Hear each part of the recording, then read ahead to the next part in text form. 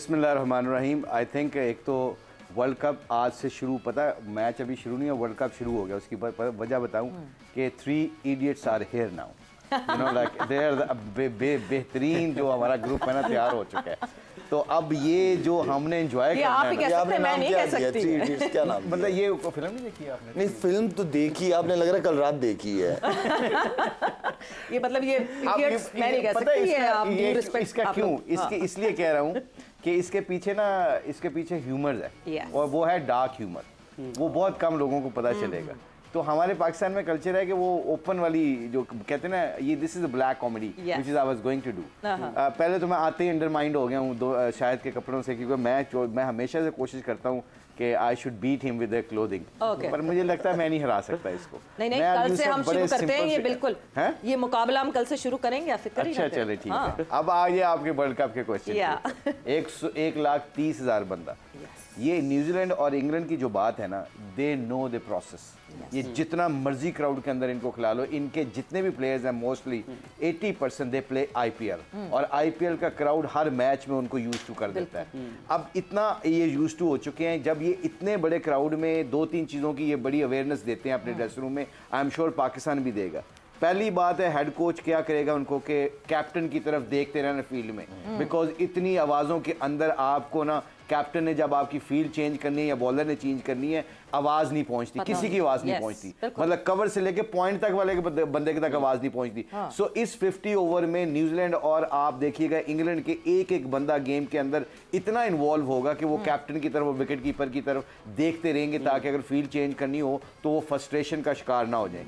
दूसरी बात आगे, इतने बड़े क्राउड में याद रखिएगा, हम बार बार सारी ये बात करते हैं कि बड़े मैच में प्रेशर, मैच के अंदर जब इंसान के ऊपर प्रेशर पड़ता है ना मैच का और क्राउड का, तो you got to remember your process.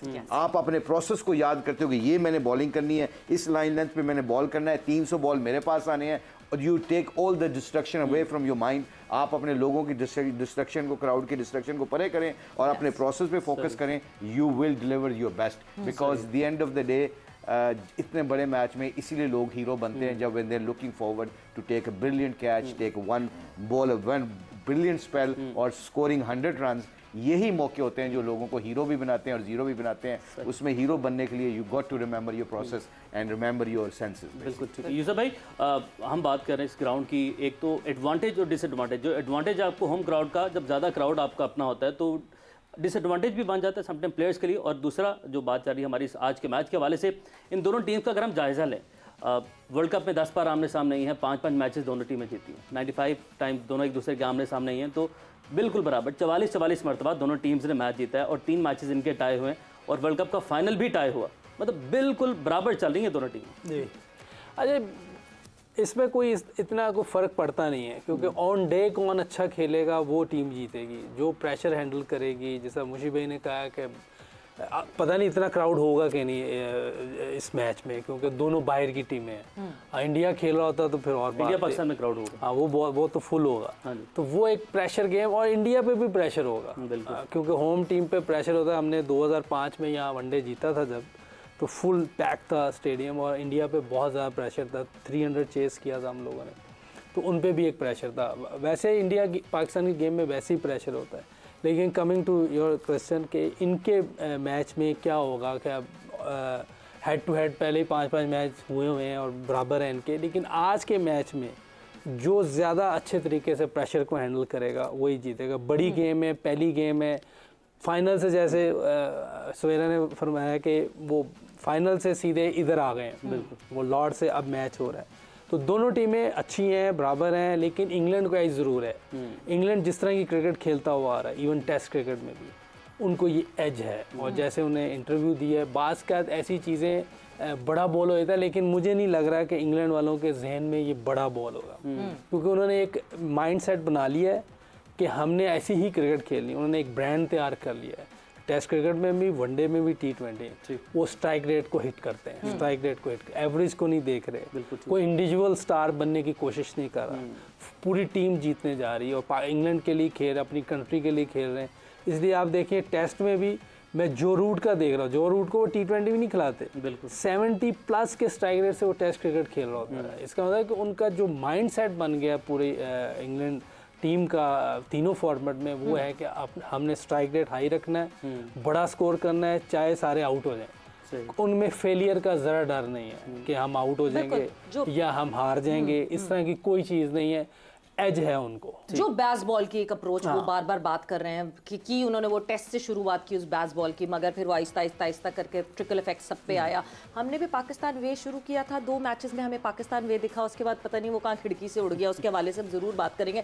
But जहाँ बात हो रही है कि पिछला जो फाइनल है वो टाई हुआ था, सुपर ओवर पे गया था, सुपर ओवर टाई हुआ था और उसके बाद फिर बाउंड्रीज के ऊपर डिसीजन हुआ। उसके बाद से आईसीसी ने ये डिसीजन लिया था जो कि अब इस वर्ल्ड कप पे अप्लाई होगा, वो ये चेंज है कि अब सुपर ओवर अगर टाई होगा तो सुपर ओवर होता रहेगा जब तक कि वो टाई खत्म नहीं होगा और एक विनिंग साइड हमारे सामने नहीं आ जाएगी। Because that was really unfair लाला कि एक टीम जो है वो सिर्फ अपनी बाउंड्रीज के नंबर ऑफ बाउंड्रीज पे जीती कि मैंने कितनी बाउंड्रीज मारी थी तो उस पर जीती। सो वो तो अटैकिंग और नॉन अटैकिंग, जिस तरह हम न्यूजीलैंड को कहते हैं साइलेंट किलर्स, वो आपको कभी नहीं थ्रेट ऐसे दिखेंगे कि नहीं जी वो दे आर रोरिंग, मगर वो कहीं ना कहीं खामोशी से करके सेमीफाइनल से फाइनल में पहुंच जाते हैं। But England at the other hand they have that, वो कहते हैं ना कि जैसे कोई हुंडा है अंदर, वो वाला इम्पैक्ट। नहीं, हुंडा बनना पड़ता है उनका, मेरा मतलब हुंडा उनका हक है अब बनना, इसलिए कि जिस तरीके से जिस तरह यूसुफ कह रहा है कि उन्होंने माइंड सेट ही चेंज कर दी है ना, उन्होंने बता दिया दुनिया को कि भाईजान हम ये क्रिकेट खेलनी आती है, हम अब ये नहीं आती, हम बीच वाले नहीं है,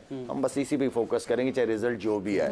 और जो न्यूजीलैंड की बात कर रही हैं आपके इधर उधर से होते सेमीफाइनल आ जाते हैं, हिस्ट्री देखे तो न्यूजीलैंड की इसी तरह की परफॉर्मेंसेज रही हैं, वो बिल्कुल सरप्राइज कर देती है उसको। नॉर्मली अब जाके कहीं रेट करते हैं, पहले बिल्कुल रेट नहीं किया जाता था, लेकिन यह है कि न्यूजीलैंड के ऐसे प्लेयर्स हैं जो पूरे गेम को चेंज कर देते हैं, वो भी उसी माइंडसेट के साथ ही जिस तरह इंग्लैंड के प्लेयर्स खेलते हैं, न्यूजीलैंड के प्लेयर भी उसी माइंडसेट के साथ ही आएंगे। अब उनके कोई बहुत ज्यादा पेसर तगड़े पेसर नहीं है, लेकिन उन्हें अपना एरिया पता है कि हमने बॉल करना किधर है, मतलब उनको अपनी क्रिकेट की अवेयरनेस है, हर प्लेयर को इंडिविजुअल अपना होमवर्क करके ग्राउंड के अंदर आती है, जिसकी वजह से रिजल्ट अच्छे आते हैं। उनकी फील्डिंग अगर देखी जाए आउटस्टैंडिंग फील्डिंग है, हमेशा से फील्डिंग न्यूजीलैंड की बहुत ही अच्छी रही है, जिसकी वजह से उनकी परफॉर्मेंस पे बहुत फर्क पड़ता है। अच्छा लाला, एक ऐड कीजिएगा इसमें, high strike rate high risk, तो अब जो मुखालिफ टीम है वो इस उनकी जो अटैकिंग क्रिकेट है उसको किस तरह काउंटर कर सकती है? जिस तरह हम कहते हैं जहर को जहर मारता है, तो अटैकिंग क्रिकेट को अटैकिंग क्रिकेट ही मारेगी। तो इसी तरह ही हो सकता है।